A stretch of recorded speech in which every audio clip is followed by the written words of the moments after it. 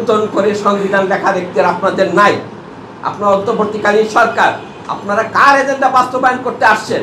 যারা সে 48 সনকে সরাসরি 24-এর সাথে যোগাযোগ করতে চায়, মাঝখানে মুক্তিযুদ্ধ বাদ দিয়ে, স্বাধীনতা সংগ্রাম বাদ দিয়ে, ভাষা আন্দোলন বাদ দিয়ে, তারাই কিন্তু তাদের এজেন্ডা আপনারা বাস্তবায়ন করছেন। কমিশনে আমাদেরকে ডাকে, আমাদের কাছে ওনাদের প্রস্তাবনাগুলি পাঠায়, ওনারা কিন্তু সংবিধানের প্রিয়াম্বল পরিবর্তনের কথা বলছে।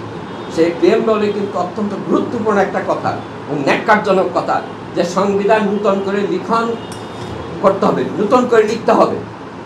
এটা কিন্তু ওনারা প্রথমে আমাদের কাছে উপস্থাপন করছে।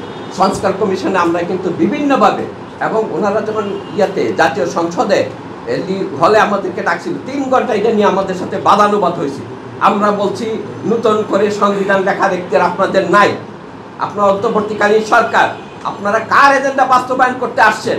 যারা সে 48 সনকে সরাসরি 24-এর সাথে যোগাযোগ করতে চায়, মাঝখানে মুক্তিযুদ্ধ বাদ দিয়ে, স্বাধীনতা সংগ্রাম বাদ দিয়ে, ভাষা আন্দোলন বাদ দিয়ে, তারাই কিন্তু তাদের এজেন্ডা আপনারা বাস্তবায়ন করছেন।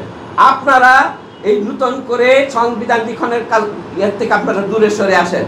আপনারা এই 72-এর সংবিধানের ভিত্তিতে, যেটা আমাদের সাধারণ সম্পাদক বলেছেন, যে আপনারা সেটা করতে পারেন, সংশোধন পরিমার্জন সেটা করতে পারেন প্রয়োজনে, সময়ের প্রয়োজনে।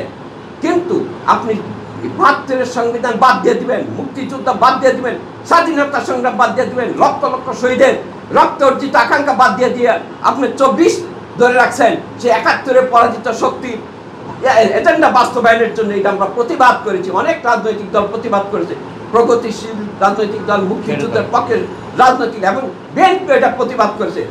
তারা এর জন্য এটা সরে এসে শেষ পর্যন্ত কি করবে, এই 72-এর সংবিধানের উপরে তারা এই দোষগুলি চাপিয়ে দিচ্ছে। কাজে আমরা এটার প্রতিবাদ জানাই।